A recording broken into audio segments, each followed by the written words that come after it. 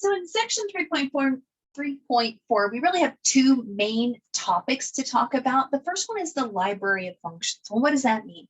Well, the library of functions are the basic functions that you're responsible for knowing their sketch of.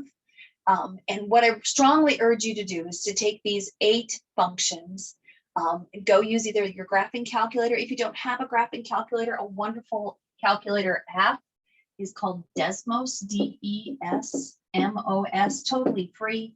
I would recommend you download it to either your desktop, laptop, tablet, whatever, and use it to go graph these functions so you can get a feel for these functions. The things that you want to be looking at while you're addressing these functions are their overall shape. You also want to think about their intercepts, the domain and the range,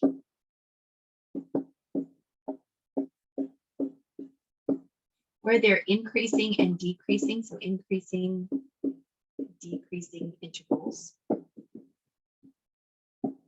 And then finally, the other thing we've talked about is symmetry. So whether they are even, odd, or neither.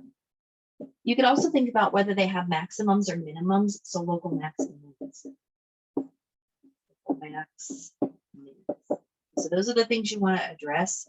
What I'm expecting you to do is from here on out, you know these. So it's not a take a time and go graph it. It's a, you know what this sketch looks like. So the different functions that you are responsible for, first of all, is f of x equal to x. This is called the identity function. Literally what I'm asking you to go graph is y equal to x. You already know that that's going to be a line, and you should know that the slope of this line, right, mx plus b, the slope of this line is 1, so it goes up 1 over 1, and its y-intercept is the origin. So you already know what that one looks like. You should also know f of x equal to b. This is a horizontal line at whatever b is. So use y equal to 3 or y equal to -2 or something like that. You'll see a horizontal line. So this is something that is constant. Think about its range, think about its domain. These two you know about. The rest of them may be new to you, which is why you need to take a minute and graph them. So we have our square function, our quadratic function, a couple of different terms there. F of x is equal to x squared. Literally what I expect you to do is use Desmos or your calculator to go graph this. You would also have the cubic function. F of x is equal to x cubed.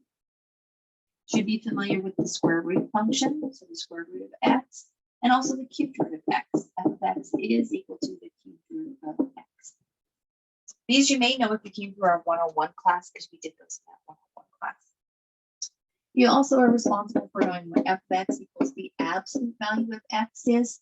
To find that absolute value on the graphing calculator, so on the TI-84, you're going to go to math, and it's the very first function that appears underneath math, and it says ABS. Yes, that's the absolute value function. And finally, the reciprocal function, which is 1 over x. So those are your 8 functions that I expect you to know. And what I mean is basically if I tell you to go graph f of x equals x cubed, you can draw its shape.